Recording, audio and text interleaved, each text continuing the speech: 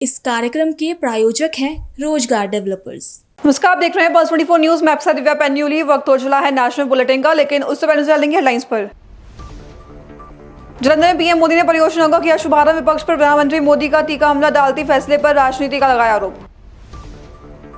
Jantar Mantar police कार्रवाई पर बड़ा सियासी विवाद। सोनम वांगचुक अस्पताल में भर्ती, पुलिस का बयान जारी। अभिजीत दीपके ने पुलिस पर लगाया आरोप।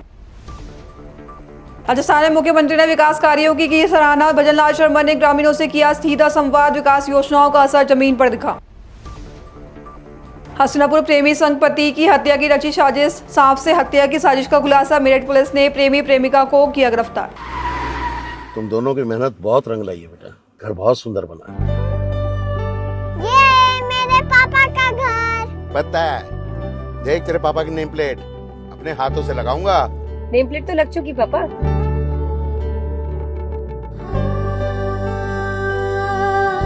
असल मेहनत तो आपने किया पापा, मुझे इस काबिल बनाने के लिए। वो जिंदगी भर किराए के मकान में रहे, लेकिन तो आज ये घर मेरा नहीं, ये है मेरे पापा का घर।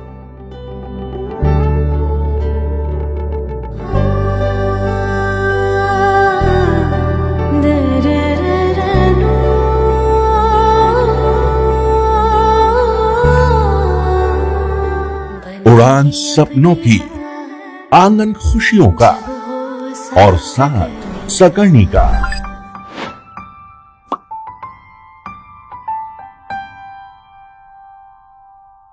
साठ वर्षों से आपके साथ मनोरंजन और संस्कार का संगम, जाह्नवी मैगजीन।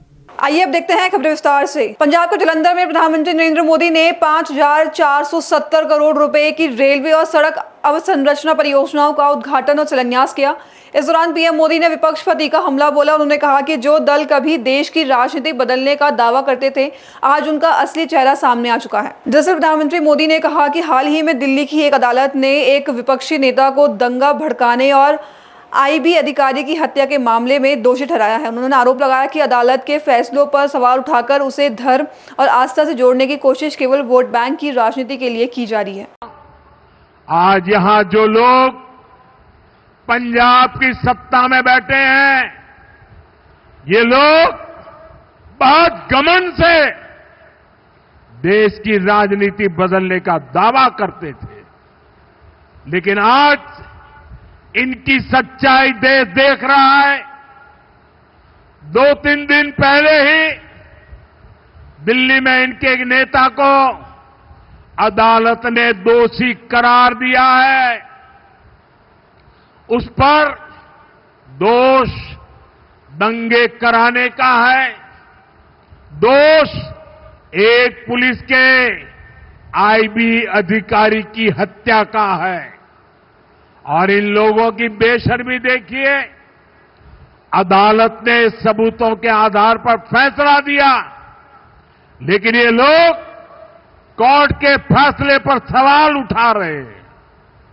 ये लोग अदालत के फैसले भी मत मजहब उसमें भी ढूंढ रहे हैं, क्योंकि इनके वोट बैंक का सवाल है। साथियों, कुछ दिन पहले ही दिल्ली में कॉकरोच जनता पार्टी यानी सीजेपी के संस्थापक अभिजीत दीपके ने जंतर मंतर पर पुलिस कार्रवाई को लेकर गंभीर आरोप लगाए हैं। उन्होंने दावा किया कि पुलिस ने 20 दिनों में भूख हड़ताल पर बैठे 60 वर्षीय सामाजिक कार्यकर्ता सोनम वांगचुक को जबरन हटाया।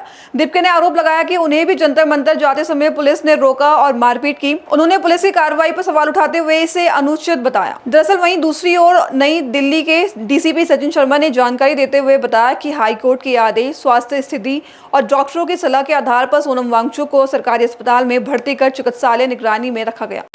सुबह 7 बजे जब मैं यहाँ से निकला फ्रेश होने के लिए, तभी पुलिस के गुंडे यहाँ आए, सोनम सर को घसीटकर गाली गलौज करके लेकर गए।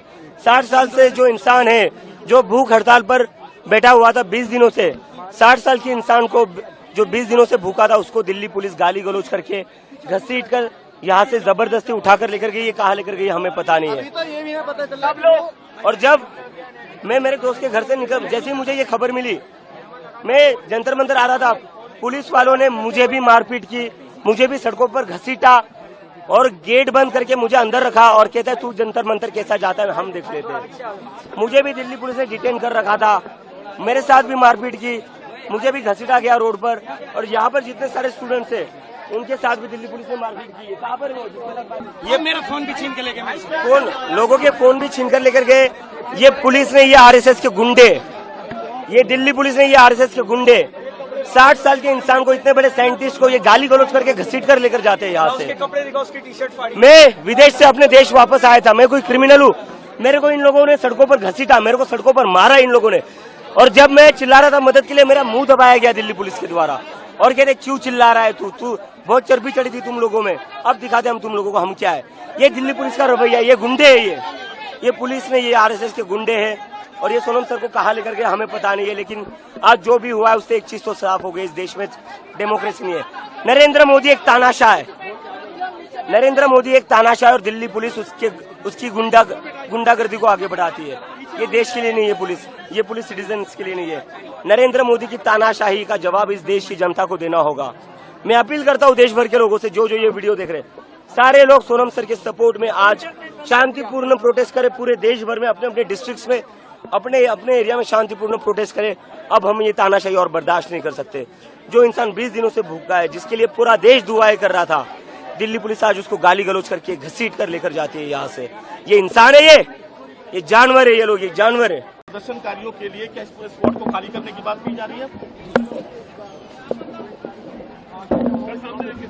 ऑनरेबल हाईकोर्ट के आदेशानुसार और हेल्थ कंडीशंस और मेडिकल एडवाइस के अनुसार श्री सोनम वांगचुक जी को यहाँ से अप्रोप्रिएट गवर्नमेंट हॉस्पिटल, जो मच नीडेड मेडिकल इंटरवेंशन है, उसके लिए ले जाया गया है और अंडर मेडिकल सुपरविजन। राजस्थान के नागौर में मुख्यमंत्री भजनलाल शर्मा ने ग्रामीणों को संबोधित करते हुए कहा कि उन्होंने गांव की महिलाओं, किसानों, पशुपालकों और युवाओं से संवाद किया।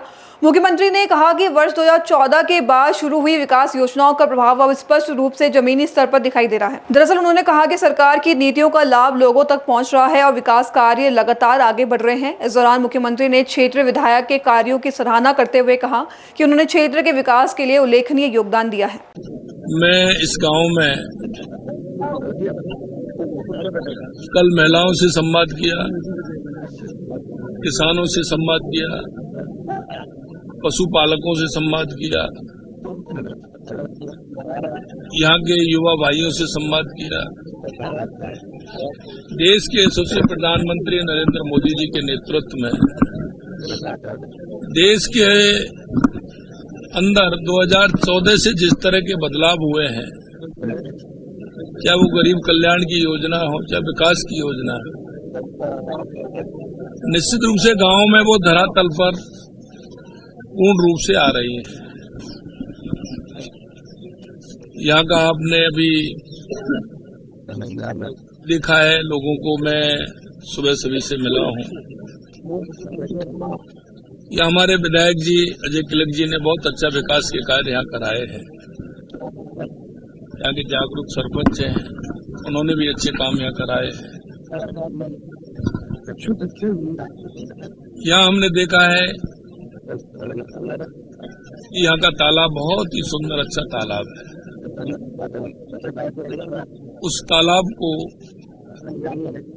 हम कैसे स्वच्छ और सुंदर एक सरोवर का रूप दे सकते हैं, उसके लिए हमने निर्देशित किया है कि उस तालाब को सुबह लोग यहाँ घूमने आए, यहाँ अच्छे पेड़ लगे, वृक्षारोपण हो, वहाँ लोगों को सुबह तालाब के किनारे बैठने के लिए व्यवस्थित हो और हमारा पर्यावरण स्वच्छ और सुंदर हो। इसके अलावा गांव की एक सड़क की मांग थी, उसको भी हमने किया है। यहाँ एक आवश्यकता है, यहाँ का युवा बहुत मेहनती है, कर्मठ है, युवा के अंदर टैलेंट है।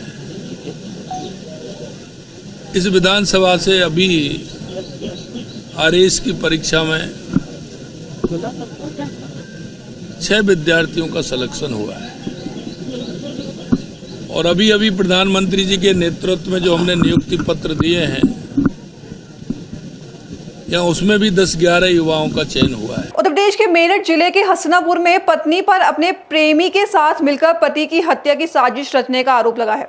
जहां मेरठ के एसएसपी अविनाश पांडे के अनुसार दंपति एक स्कूल संचालित करते थे, जहां महिला का स्कूल के ड्राइवर तुषार से प्रेम संबंध था। जांच में तुषार के मोबाइल फोन से सांप की तस्वीर मिली। पुलिस का दावा है कि उसने सपेरों से सांप खरीदा था और उसी के जरिए हत्या की योजना बनाई थी। पुलिस ने दोनों आरोपियों को गिरफ्तार कर आगे की जांच शुरू कर दी है। अवैध संबंधों के चलते महिला द्वारा अपने बॉयफ्रेंड के साथ मिलकर सांप से कटवाकर एक स्कूल संचालक की हत्या की गई है। सर, क्या पूरा मामला है? देखिए, आज थाना हस्तिनापुर पर यह सूचना प्राप्त हुई कि अतुल पवार पुत्र श्री अजब सिंह की संदिग्ध परिस्थितियों में मृत्यु हो गई है और उनके बिस्तर से एक सांप मिला है। तो वहां पर तत्काल थाना पुलिस और सीओ मवाना पहुंचे। जो देखा गया तो परिजनों द्वारा ये बताया जा रहा था, विशेषकर पत्नी द्वारा, कि सांप के डसने से ही इनकी मृत्यु हुई है और पुलिस को सूचना देने से पहले ये उनको अस्पताल भी लेकर गए थे।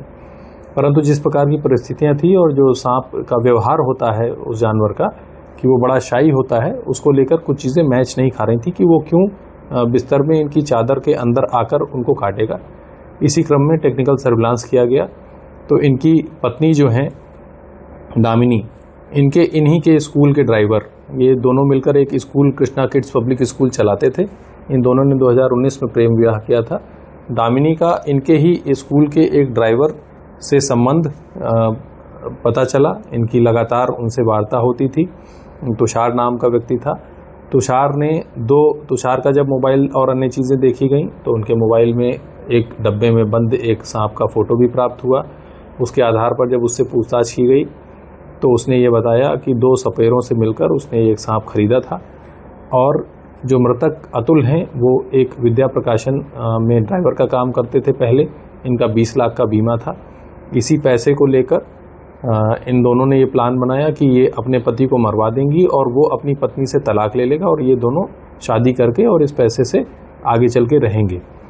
इसमें इसी क्रम में ये भी पता चला कि थोड़े दिन पहले अभियुक्त द्वारा अतुल जी का अर्टिगा से टक्कर भी मारी गई थी। तो जब अतुल ने अपने घर में दामिनी से पूछा कि इसमें मुकदमा कराया जाए तो दामिनी ने ये कहकर टाल दिया था कि जब गाड़ी का नंबर नहीं पता है या कुछ नहीं पता है तो फिर मुकदमा करा के क्या करेंगे। और फिर उसके द्वारा सोची समझी साजिश के तहत इस घटना को कारित किया गया है। इसमें जो बरामद सांप है उसे पोस्टमार्टम हेतु भेजा जा रहा है। जो टेक्निकल सर्विलांस और जो फ़ोन से हमें एविडेंस प्राप्त हुए हैं उनके एग्जामिनेशन के लिए इन्हें FSL भेजा जाएगा और इसमें अग्रिम विधिक कार्रवाई की जा रही है। थाना हस्तिनापुर पुलिस और स्वाट टीम देहात के द्वारा इस घटना का चंद घंटों में सफल अनावरण किया गया है। धन्यवाद। कोलकाता में बंगाल के मुख्यमंत्री शुवेंदु अधिकारी ने कहा कि पार्टी के दरवाजे टीएमसी सहित सभी विपक्षी दलों के नेताओं के लिए बंद है। उन्होंने स्पष्ट किया कि बीजेपी किसी भी दल के नेताओं को शामिल करने के पक्ष में नहीं है। अधिकारी ने कहा कि जनता ने बीजेपी को अपने दम पर जनादेश दिया है और पार्टी को किसी अन्य नेता की आवश्यकता नहीं है। उन्होंने लोकतंत्र के लिए मजबूत और जिम्मेदार विपक्ष को जरूरी बताया। इस दौरान कोयला मलिक के संभावित शामिल होने पर उन्होंने कहा कि फैसला केवल बीजेपी का शीर्ष नेतृत्व करेगा। सर, तृणमूल कांग्रेस के कार्यकर्ता के लिए नहीं, तृणमूल कांग्रेस के टेंटेड आदमी के लिए नहीं, सभी लोगों के लिए अभी सदस्यता बंद है। हमारा स्टैंड एकदम क्लियर है। द तृणमूलाइजेशन ऑफ बीजेपी ये संभव नहीं है। भारतीय जनता पार्टी स्पष्ट वार्ता दे दिया है, चाहे केंद्र से हो चाहे राज्य से हो। अभी फिलहाल किसी भी हालत से हम इसी लोगों को शामिल नहीं करेंगे। देखिए, जनता हम लोगों को चुना है, 207 हमारा विधायक बना, किसी नेता का सहायता से नहीं, आशीर्वाद से नहीं, साबोतेज से नहीं, और छुप छुप करके प्यार करने से नहीं। तो हमारा कहना एकदम साफ है। कांग्रेस का साथ भारतीय जनता पार्टी का तुलना मत करिए। हमारा लड़ाई कांग्रेस का साथ है, एकदम सीधा। कोई भी रीजनल पार्टी का साथ भाजपा की कोई लड़ाई नहीं है। और कांग्रेस का साथ जो लड़ाई है, कांग्रेस का हालत अभी क्या हो गया, चुनाव आ जाते हैं, कांग्रेस किसी भी जगह पहुंच जाते हैं। जो पल भर के लिए मुझे भी थोड़ा प्यार करना झूठा ही सही, यही तो कांग्रेस है। आज का डेट में तो पैरासाइट हो गया। तो अभी धीरे धीरे हम लोग भी चाहते हैं एक जिम्मेदार विपक्ष रहे, नहीं तो लोकतंत्र की सफलता नहीं आएगा। कोयल मलिक क्या आ सकती है आपके पार्टी में कुछ दिनों में, क्योंकि 3 सांसद तो ऑलरेडी आ चुके हैं जिन्होंने रेजिग्नेशन किया था। देखिए, कोयल दोयल पायल जितना भी है, इसका बारे में जो कुछ बोलना है एक केंद्रीय नेतृत्व ही बोल सकते हैं। भारत बीजेपी का जो संसदीय बोर्ड है वो बोल सकते हैं। I am incompetent to reply it, लेकिन फिर भी हम आपको बता रहे हैं, अगर बीजेपी में कोई शामिल होना चाहते हैं, जो भी हो, तो उसका निर्णय करना ये बीजेपी का सर्वोच्च नेतृत्व का काम है। जहां तक पश्चिम बंगाल भाजपा की सवाल है, हमारा लिए तो हमारा दरवाजा बंद है, बीजेपी का तृणमूलीकरण नहीं होगा। हरियाणा में ऊर्जा, परिवहन और श्रम मंत्री अनिल विज ने प्रधानमंत्री नरेंद्र मोदी के दौरे को राज्य के लिए ऐतिहासिक बताया। उन्होंने कहा कि प्रधानमंत्री मोदी हरियाणा के लिए 14,000 करोड़ रुपए से अधिक की विकास परियोजनाओं की सौगात लेकर आए हैं। विज ने बताया कि प्रधानमंत्री ने जिंद से देश की पहली हाइड्रोजन ट्रेन को हरी झंडी दिखाकर रवाना किया। उन्होंने कहा कि यह पहल हरित ऊर्जा, आधुनिक परिवहन और राज्य में समग्र विकास की दिशा में महत्वपूर्ण कदम साबित होगी। इस वर्ष सावन में अजब बात हुई। इस बरस सावन में अजब बात हुई। पहले गिरती थी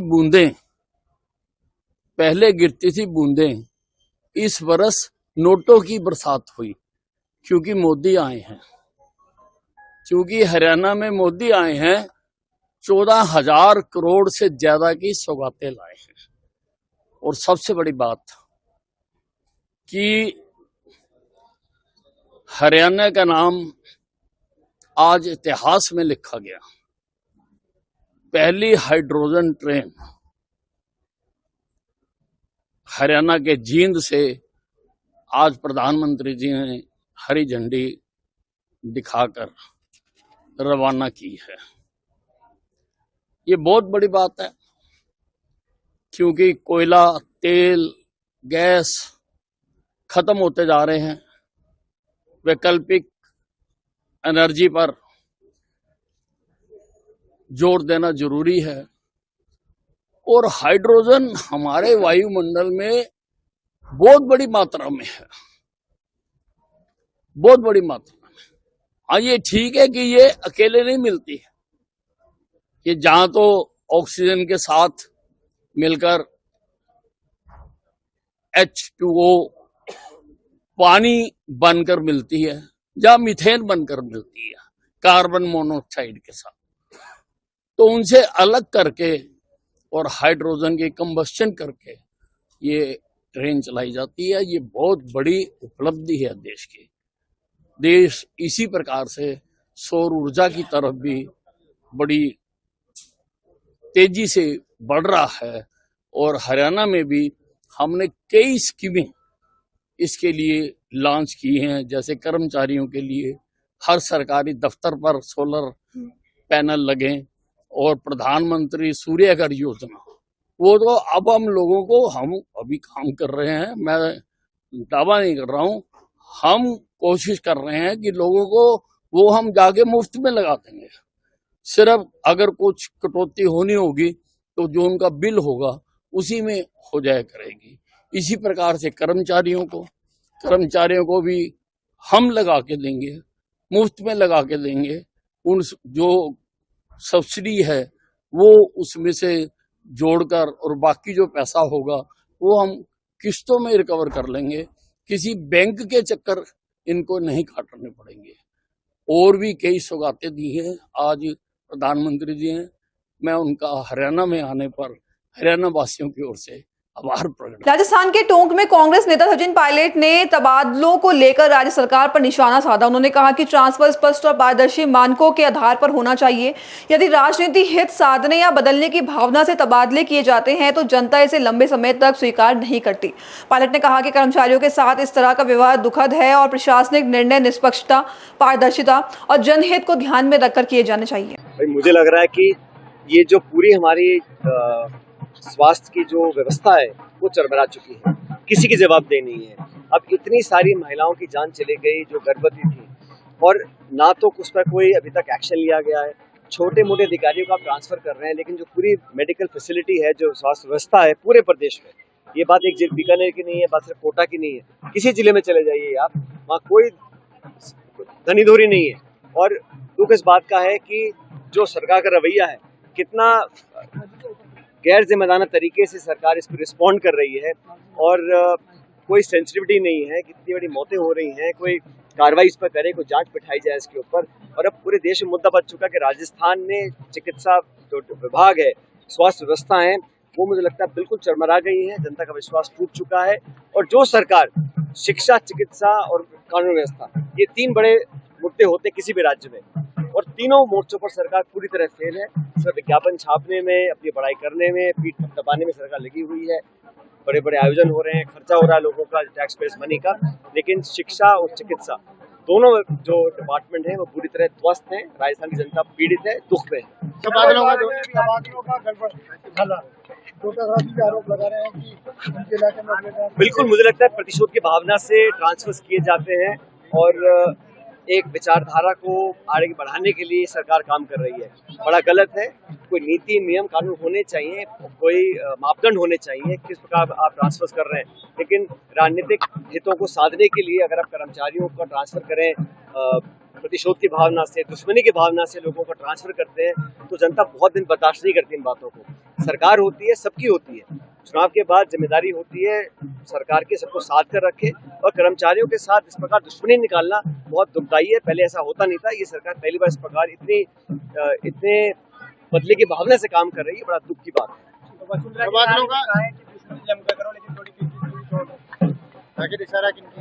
आपकी भी अदावत रही है उनसे चुनाव से पहले, जब आपने रैली निकाली, पदयात्रा की?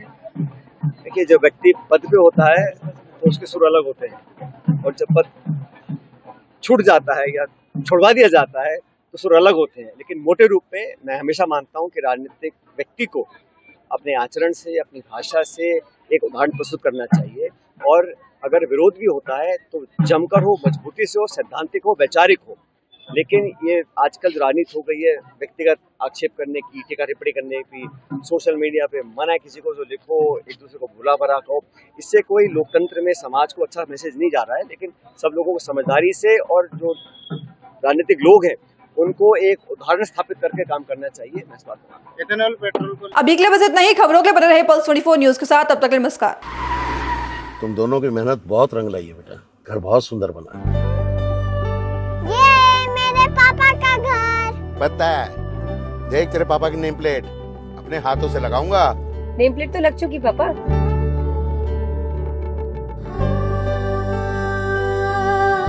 असल मेहनत तो आपने किया पापा, मुझे इस काबिल बनाने के लिए। वो जिंदगी भर किराए के मकान में रहे, लेकिन तो आज ये घर मेरा नहीं, ये है मेरे पापा का घर।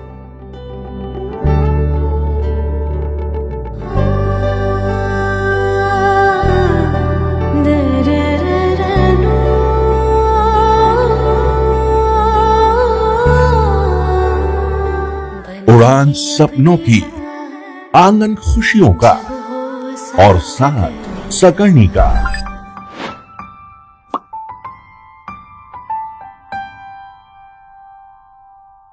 60 वर्षों से आपके साथ मनोरंजन और संस्कार का संगम, जाह्नवी मैगजीन।